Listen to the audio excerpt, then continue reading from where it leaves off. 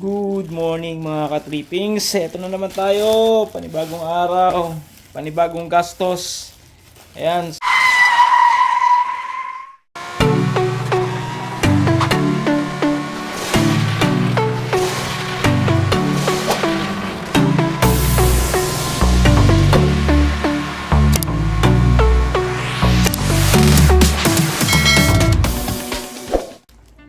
Merong dumating sa atin na parcel.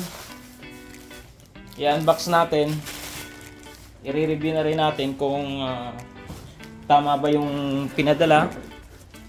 At kung sakto ba siya sa gagamitin natin. Bali itong in-order ko na to is hose, extension hose para sa ano natin, tawag dito, sa pressure washer natin dito.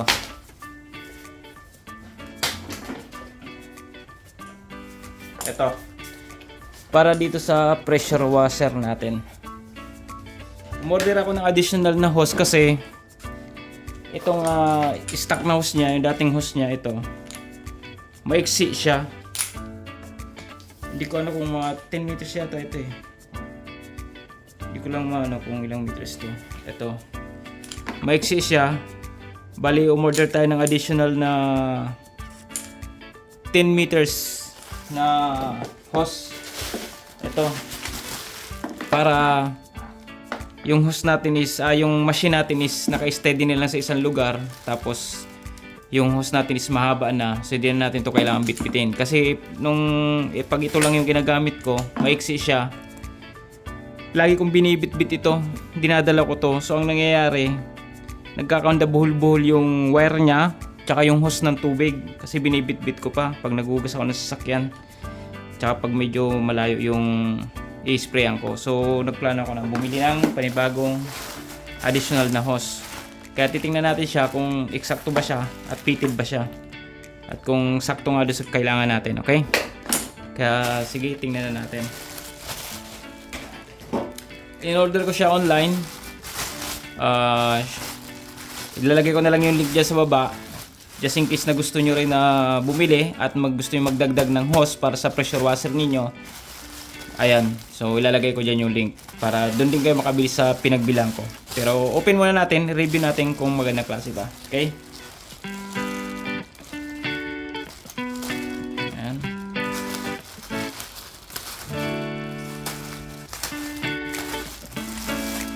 Ito.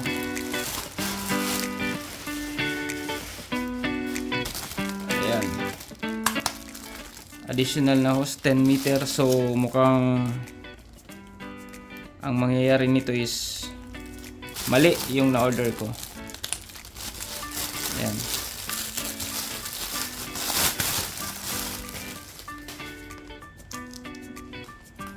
Ewan ko lang. Pero tingnan natin, sukatin natin kung 10 meters nga talaga to o mas mahaba dito.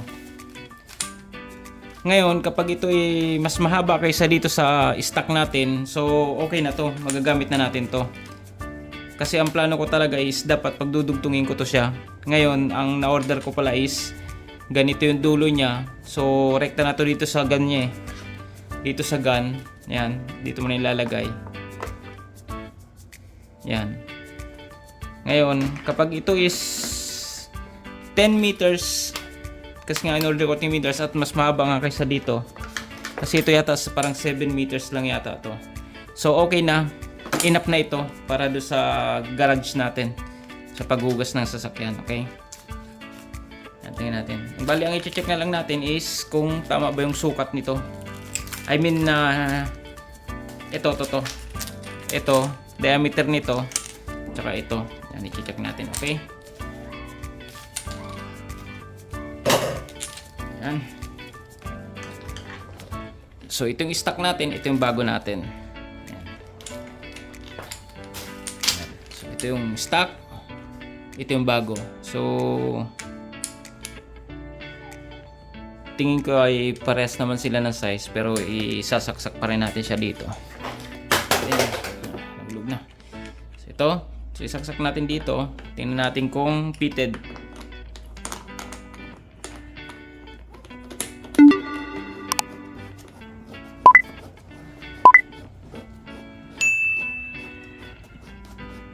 Yan. Nalagay na natin. Fitted siya. Sakto yung sukat, yung diameter niya, yung size. Sakto. At ito naman yung sagan.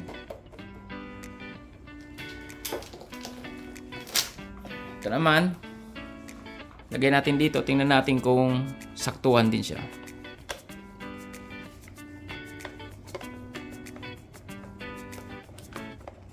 Yun. Eksakto din siya. Yung sukat niya. Yung diameter niya. Alas pares lang doon sa stock. Ayan. So, eksakto siya. Ang gagawin na lang natin is ite-test natin siya kung may leak ba siya o wala. Ayan. Okay? So, itong gawin natin, i-test na natin siya. Makapag-spray na tayo. Tara, gawin na natin. Tingnan natin kung may leaking o wala. Ayan yung hose na in-order natin online. 10 meters. Ayan, wala dyan. Hanggang doon. Ayan. Fitted siya dito sa ating pressure washer. Ayan. Yung pag mag-washing tayo, yung machine natin is naka-steady na lang dyan. Ayan. Hindi na natin kailangan buhat-buhatin kasi dati ginagamit kong hoses yung stock na hose nito na maiksi. Siguro mga 5 meters lang yon or less. Ngayon ang ginagawa natin, binubuhat-buhat pa natin tong machine na to, tsaka yung hose, tsaka yung wire. So nagkakanda buhol-buhol, nahihirapan tayo mag-washing. Ngayon napakadali na lang kasi yan, mahaba na yung hose natin. Bali ang lagi na lang natin nahawakan is yung hose na lang, yung spray na lang. Magpaikot-ikot tayo dito sa sasakyan natin, abot niya lahat ng kanto, lahat ng sulok abot niya. Naka-steady na lang dyan yung machine natin. Ayan. So yan yung hose. Ayan, dito. Ayan, tsaka yung connection niya dito is fitted din siya. Ayan, kita nyo naman, napakahaba niya. Ayan. Ayan yung haba niya, yung actual na haba ng hose natin. Ayan, sobra-sobra dito sa length ng sasakyan natin, kaya madali na lang na magpaikot-ikot tayo kahit saan tayo pumunta, abot na ng hose natin yung